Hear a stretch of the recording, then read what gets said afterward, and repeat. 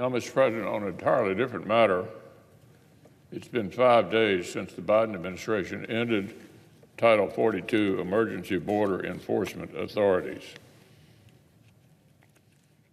5 days. By all accounts, the situation at our southern border is absolutely catastrophic. Absolutely catastrophic. For the brave men and women of Customs and Border Protection, and for countless communities across Texas, New Mexico, and Arizona. As Title 42 expired on Thursday, officials in Del Rio, Texas, listen to this, reported a one-day increase in border apprehensions of 75%, one day. In El Paso, one area of downtown is rapidly being overrun by tents and garbage. Tents and garbage.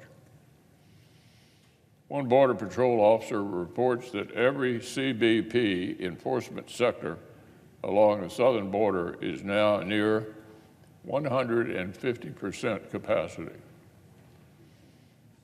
150% capacity. Sadly, what the country is witnessing right now is a slow-moving car crash. Republicans have spent years urging President Biden and his party to get serious about securing our southern border. And the American people have known for quite some time that Democrats' approach helped create this humanitarian and security crisis. On President Biden's watch, just last fiscal year, Customs and Border Protection recorded an all-time high for migrant apprehensions, 2.7 million in 1 year. By the agency's own estimates, another 1.2 million gotaways have successfully snuck across the southern border since the president took office. And the Biden administration has made no effort to hide how little it cares about cleaning up the mess. Remember, for months on end, the White House press secretary assiduously avoided calling the situation at the southern border what it obviously was, a crisis. Vice President Harris, the administration's official border czar, has been to the border just once in 2.5 years.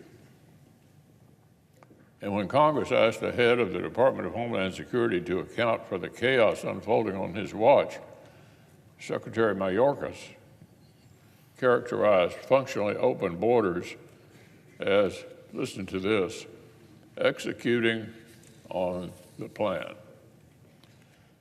Apparently, Mr. President, Republicans are the only ones interested in getting the southern border crisis under control. Later this week, the Senate will vote on a resolution from Senator Marshall to remove a major pillar of the Biden administration's open borders approach.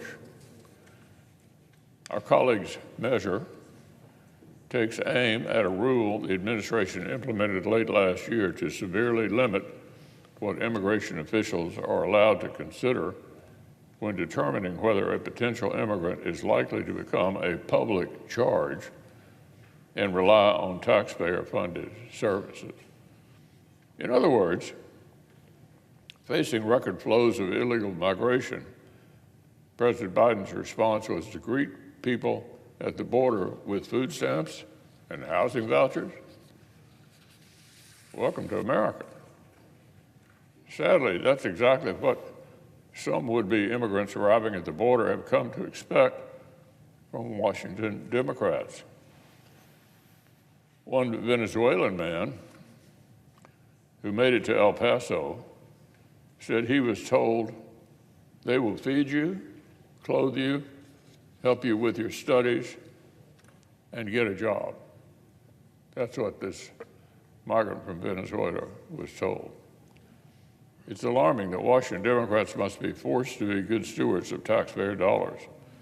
The Biden administration should not need to be dragged kicking and screaming to do right by the hardworking citizens of this country.